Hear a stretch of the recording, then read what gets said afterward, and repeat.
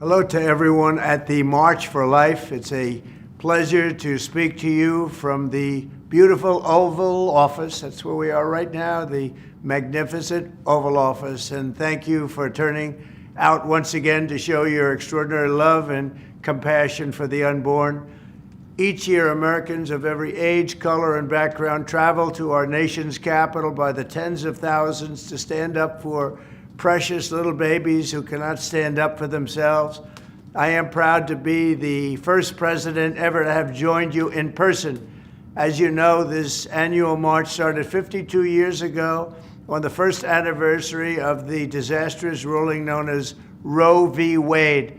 That unconstitutional decision took power away from the states and the voters, kicking off 50 years of division and anger.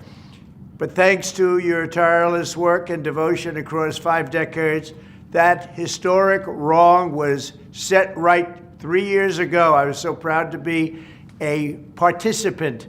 6 courageous justices of the Supreme Court of the United States returned the issue to the state legislatures and to the people where it belongs. It became a vote of the people.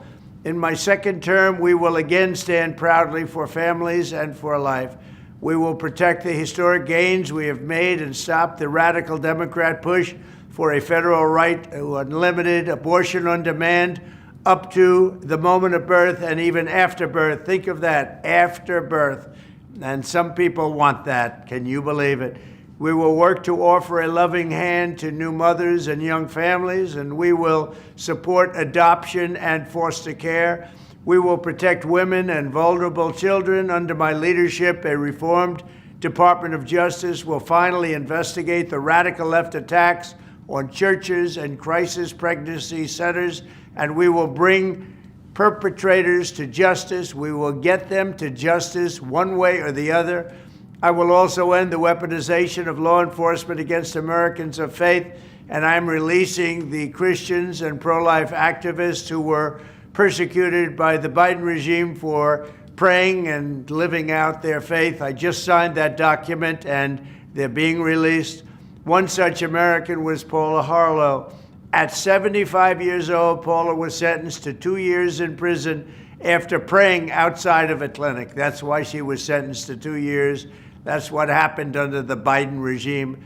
In her sentencing, the judge mocked her Christian faith while her husband pleaded to be thrown in jail with his wife, fearing she would die alone behind bars. This week, it was my honor to grant a full and complete pardon to Paula and many others who were the victims of this horrific weaponization. Never again will religious persecution be allowed to happen in America.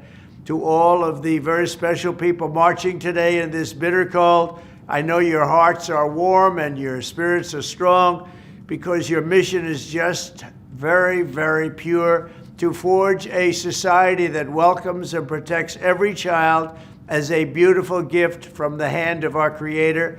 Thank you for never losing hope and never giving up. Thank you for your tremendous support. God bless you, and God bless America.